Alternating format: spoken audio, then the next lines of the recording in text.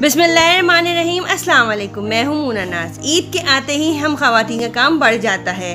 कोई कहता है बारबेक्यू चाहिए, किसी को बोटी, तो कोई बिरयानी की फरमाइश करता है और मेहमानों की दावत का अलग इंतज़ाम भी करना पड़ता है। और ऐसे में गोश्त ना गले और गर्मियों में चूल्हे के सामने देर तक खड़ा होना बहुत मुश्किल काम है। और ऊपर से गोश्त ना गले तो गुस्सा और परेशानी शर्मिंदगी का बाइस बनता है कि हमने इतने मेहनत से कोई डिश बनाई और वो गोश्त ना गले, तो दिल भी ख़राब होता है। तो इन तमाम मुश्किलात को कहे बाय बाय, क्योंकि आज की वीडियो में मैं आपके लिए ऐसे 9 आजमूदा गोश्त गलाने के तरीके लाई हूँ जो आप उस पर अमल करके आपका गोश्त फ़ौरन झटपट रेडी होगा, गोश्त गल जाएगा और आप ईद को फुल एंजॉय कर सकेंगी अपने प्यारों के साथ। तो मेरी वीडियो लास्ट तक देखिएगा, दूसरों के साथ शेयर करें, क्या पता किसी को फ़ायदा हो जाए तो आपके लिए भी सदका जारिया बन जाए और मेरे लिए भी सदका जारिया बन जाए। तो हम अपनी वीडियो की तरफ चलते हैं। मेरे चैनल को सब्सक्राइब कर दो, बेल के आइकन को ज़रूर प्रेस कर दें।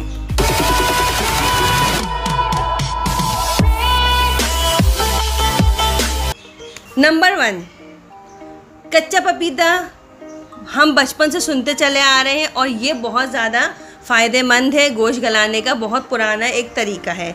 कच्चा पपीता गोश्त लगाकर रख दें तो गोश्त फ़ौरन गल जाता है। नंबर 2, लहसुन के जवे के बीच में जो लहसुन पूरी जो पोटली होती है उसके बीच की जो लकड़ी होती है, अगर खाना पकाने के दौरान उसको डाल दिया जाए तो गोश्त बहुत जल्दी गल जाता है। नंबर 3, कुर्बानी के गोश्त को फ़ौरन नहीं पकाना चाहिए, उसको रूम टेम्परेचर पर आने दें। उसका गोश्त किसी बास्केट पे रख दें, जो जितना आपको गोश्त पकाना है उसका जितना ब्लड निकल जाए उसके बाद आप उसको वॉश करके फिर पकाएं, वरना गोश्त काला और हो जाएगा और सख्त हो जाएगा। लहसुन अदरक का पेस्ट लगाकर भी आप रख सकते हैं खाली गोश्त के ऊपर। उसके बाद फिर आप जो आपको रेडी करना है गोश्त को वो डाल के पका लें, इससे भी आपका गोश्त बहुत जल्दी गल जाएगा। और सिरका और नींबू भी लगाकर रख सकते हैं, उससे भी गोश्त जल्दी गलता है। गोश्त गलाने का पाउडर का भी इस्तेमाल कर सकते हैं।